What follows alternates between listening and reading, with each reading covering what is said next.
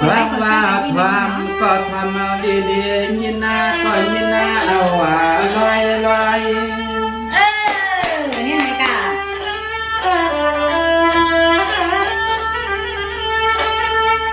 สัมว่ามือเนี่ยตะวันกวยก็เขาพามามุนมาจอเพิ่นมีเรื่องสัตว์หลวงเนาะเข้มนะคะ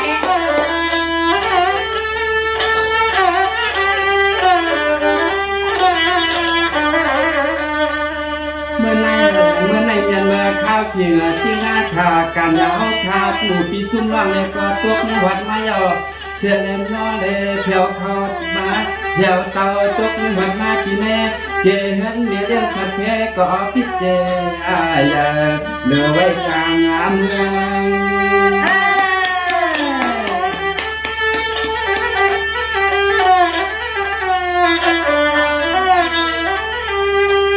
ในก็ที่คือวันก็เลยวันเสียพ่อวันมันข้าวก็จะสิ้นลาจะชอ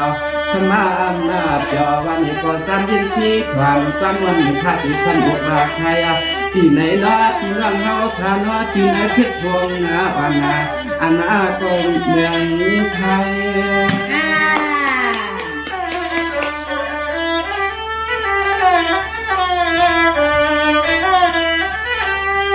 ขึ้นงาหัวมาป่าที่นั่งเฮาขาดวัดนาหลับเรื่องทุ่งเมืองนาถึงตายาก็นอเปิดทำนา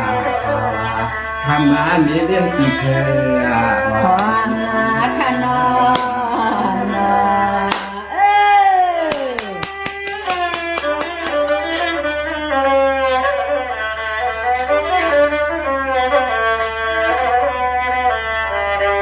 สว่าอามาสาที่ขานว่าเหมือนในขาก็ที่อนายวันสู่ปนาให้มีเลี้ยงสัตว์เทเฮาเขาในปอเลยอยู่ดีกินาวันเฮ็ดนาการโตตวนยามวันมีเงินตื่นมาก็น้อยพอได้มีลูกค้าลูกทีมวันหน้าใหญ่ๆเตรียมมาไว้เมืองแล้วก็เจ้าของหากลางเนาะดูวังไหนหนูกุนนากุนตากินดีความเตี้ยค่ะสว่าเตี้ยกว่าข้ายินส้มเหมือนในข้าตั้งโกตั้งอาเตคามวนอำส่วนหางใต้เท้าเลยมาวนมาตัวมาพบหยาต่อเราทำในเรื่องสัตเทหลวงพวงอาลักยังทุ่งยังซึ่งไทยในนอนานนี่จะเหลือเป็นตางาเมือง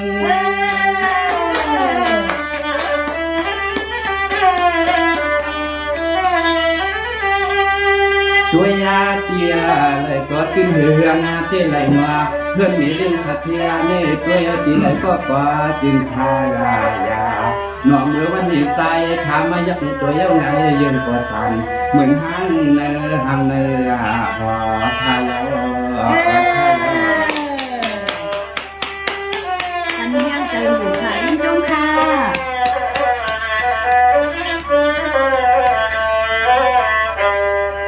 สว่าปีก่อนราคาลูนอนที่เลี้ยงสัตว์เทปีเคยว่าเหมือนว่าลูกเอาในเมื่อกว่าให้อันเพื่ออะไรอยู่ดีกินอาวันเฮ็ดหน้ากันสังก็จะในมันนาวัง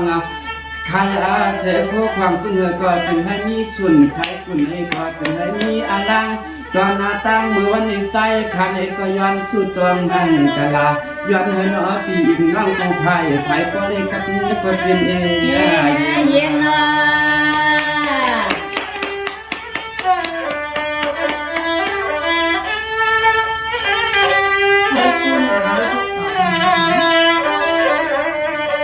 ตัวยาคาลูนอันเมื่อวันนั้นเนี่ยคือเงาหัวมาป้าลูกข้าลูกนาพิมกุตีกุตังวันนี้ก็มาสวยเย็นสวยยังมาสวยเย็นสวยยังข้าวเด็ดนอนเมื่อวันนี้ใส่คำนี้ก็มาห้องความสอนเยตีเนื้อเลี้ยง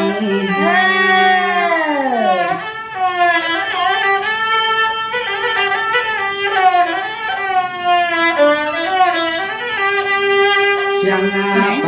ใหม่มาตัวงากูขอกูจำนาเล่นน้อเมื่อยามาตัวเดี๋ยวนี้กายาคานี้ก็ตีสัญญาณนาตัวนี้ก็ตัวนา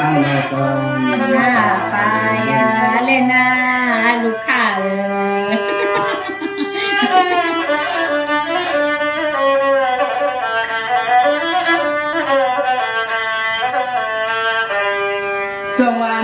สัตเทปีนางคือว่าเหมือนว่า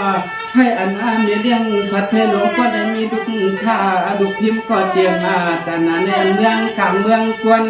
ลองอันกำใส่เสื้อเธอล้วนวันนาหมู่วังซึ่งก็จึงให้เจ้าว่าว่านอคำมันได้ขึ้นในหลังน้องชายไอ้คุณหน้ามองยันสุดตังปันนอพี่นอ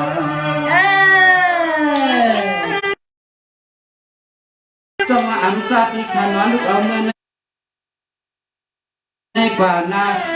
ให้เมื่อนางอาทางกลางสายปีเก่าเลี้ยงงานเมื่อไรก็จึงนั้นก็เลยเที่ยวมีเงินมีคำมีเงินมีคำนำมาแล้วอยากเดียวเป็นเตตังขีตังนอคำในหน่อยใจเขาก็ย้อนสุดหวังมังกาลาปันในปีหญิงนั่งเขากูพ่ายพ่ายคือคุ้มหอมปามีเรื่องสะเทียนคำกี่เคยหวา พร้อมนะ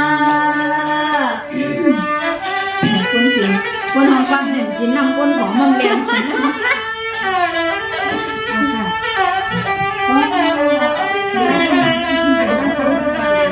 เนี่ยเคยกวนข้าดูเนาะเพราะว่าดีถึงว่าเฮาพากุฏิกูตั้งในนี้ลองตั้งปู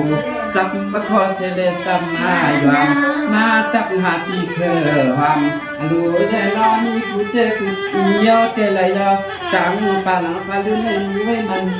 ช่างไข่ผัวข้าอ้อขาย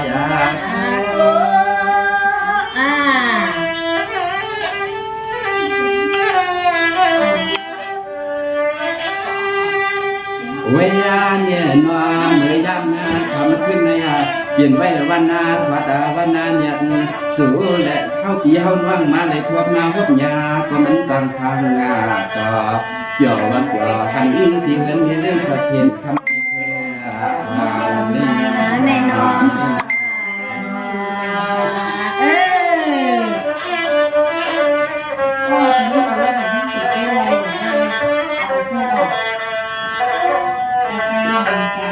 สว่ามีเลี้ยงสะเทปีนังคือว่าเมื่อนอให้อันป้อเลยอยู่ดีกินาวานเฮ็ดในการตัวตวนยามนวลวันนี้ก็จึงให้ป้อเลยกัดหน้าเย็นอย่าเพียนี้เสียพี่เขียนมาเกาฮัลโหลลองอันตั้งตั้งก็อย่าให้ทำก็เป็นปีนังอันเมื่อเลยทอดหันหน้า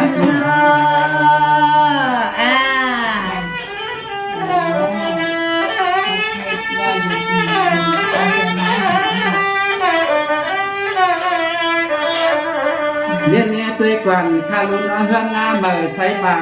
มีเลี้ยวสัตว์เพปีนาแล้วก็เป็นปีเคยวันอันนาในลมยับตัวปีไรก็ขึ้นเฮืองสัมปอตามเหมือนน้ามือปังใส่เลี้ยงย่อในสายอย่ามองก็มาได้เงียบห่วงไว้วันนี้เวียเนี่ยจังว่าเฮือนนามีเรื่องสัตเทียเน่มันนาก็เขียนอ้างหวังตั้งย่ำใจเต้นน้อมือวันนี้ไกวที่เจ้าในก็ตัวตีเลยก็พอห่างเสียชาหน่อมือวันนี้ใส่ขามายัดตัวใหญ่ยอดเสียชาใส่ข้ามเปิดสัมเพนยาน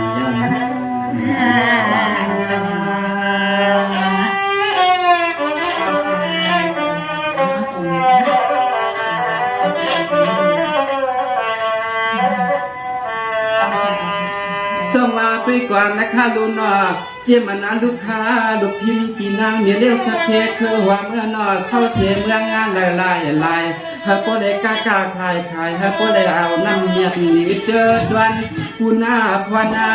เลยมีมุมวางจึงก็จึงเกี่ยววางนอขมันในขึ้นในนอเขาก็เป็นน้องใจไอ้ทุนมาย้อนสุดกองเมียงปันแล้วกูก็กูควรเอาวันอยู่กูก็ในก็ขึ้นเมืองกลางนี่นออันนี้หมวกไว้ค่ะสุด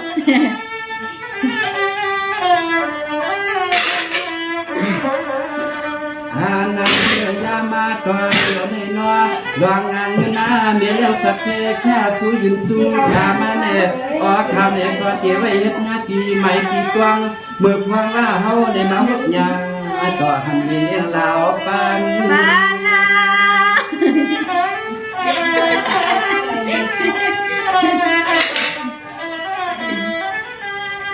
ยวนนาลนาต ตังอานาจึงก็จึงได้เจวาเมียนเจวาสุนาขายปุ่นกันลูกค้าลูกพี่มาก็จึงให้กว่าเลยเงินนำมาขนมเป็นไงล่ะจูโมกไว้อะไว้ทั้งปลายฮัลโหลกำนิตานาความต่างความเขาก็ตียุบยันต่อยชาววังบวงตันไทย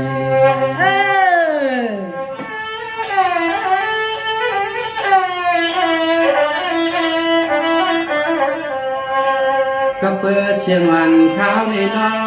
มันก็ห้องกอดฉันลอยลอยด้วยอันนี้สายขาดเดียววังแต่ว่าตอนนี้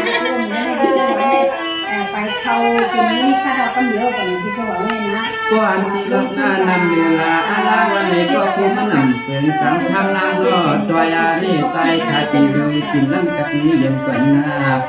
ชาติที่ไม่ก็ไปว่าจ้อยนามาคาตีก้อยขึ้นมาจ้อยนามาคาตีก้อยมา10 บาทออกหาเมื่อสงครามเป็นพี่น้องเขาพากูที่กูตั้งกูเส้นกูเต้นกูวันกูเมืองผมปานลูกข้าลูกพึ่งในเรื่องสักเทปีนั่งข้าวนี่ก็ฮาเลยอยู่จ้องกันกับตัวอาซักนะครับก็เลยกล้าอ่อนไทยมันกูก็ในให้อยู่ดีกินวันก็ถึงเช้าแข็งมันกูก็เสร็จกันทำในสงครามยินจมนำค่ะ